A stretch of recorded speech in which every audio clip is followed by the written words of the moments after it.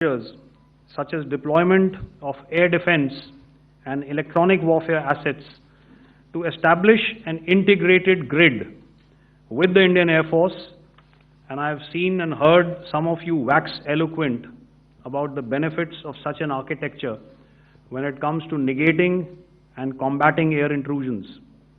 We also carried out deployment to include movement of our forces in the land, sea, and air domains. The night of the 9th and the 10th of May saw similar intrusions by drones and aircrafts, and this time there was a concerted effort to target airfields and some very, very important logistic installations, albeit yet again unsuccessful and denied gallantly and efficiently, I must say, by the integrated Indian Air Force and Indian Army Air Defense. We further strengthened our deployment and also initiated some pressure points to send a very clear and unambiguous message to the other side to desist from any misadventures on land. Some of the airfields and dumps saw repeated attacks in waves from the air. All were thwarted. The Pakistan Army has reported to have lost approximately 35 to 40 personnel in artillery and small arms firing on the line of control between the 7th and the 10th of May. What the other side had probably also not reckoned with was the speedy and precise turnaround and hit back by the Indian Air Force. And I will yet again ask Air Marshal Bharti to speak about these significant and game-changing strikes.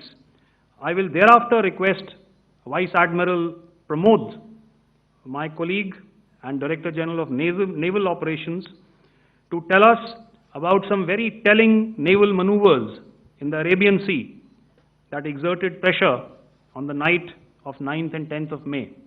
Over to you, sir. Thank you. Commencing about 2000 hours, that is 8 p.m. local time, on 8th of May, several Pakistani unmanned aerial systems, drones, combat vehicles attacked multiple IF bases. These included Jammu, Udhampur, Pathankot, Amritsar, Bhatinda, Nal, Dalhousie, Thois, Jaisalmer, Uttarlai, Falodi, Nalia. These were almost simultaneous and they came in waves.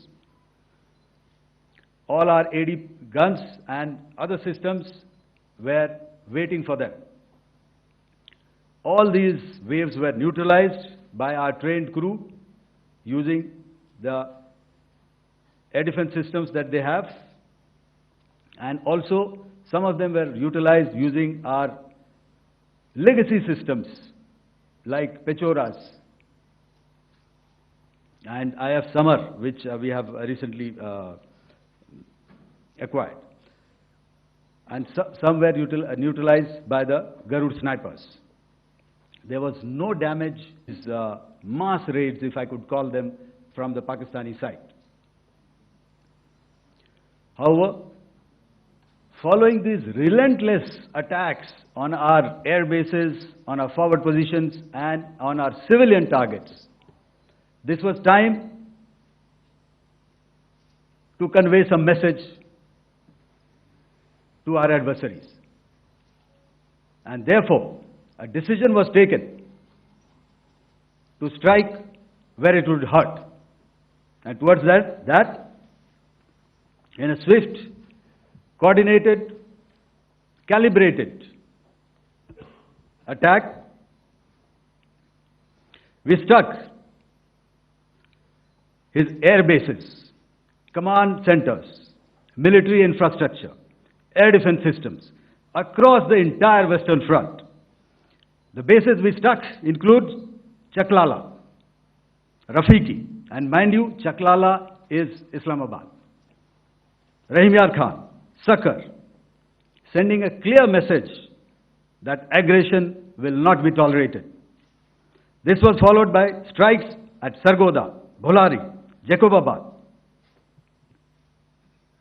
We also struck the C2 centers at Murid, the UAE complex at Murid, Rafiki, radar at Chunia, which I will show you, Rahim Yar Khan airfield, and the unmanned combat aerial vehicle hangar at Sakar. I would like to reiterate here that we have the capability to target every system at these bases and more. However, it was only a measured response to instill good wisdom to our adversary to refrain from further escalation. IF's response was directed only at military installations, avoiding civilian and collateral damage.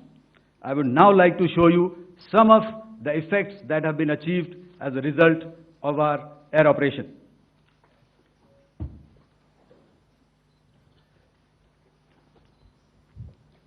Here is the Pasroor air defense system, if you could see. Zoomed up view, this is the radar mounted on a high tower. And after the strike,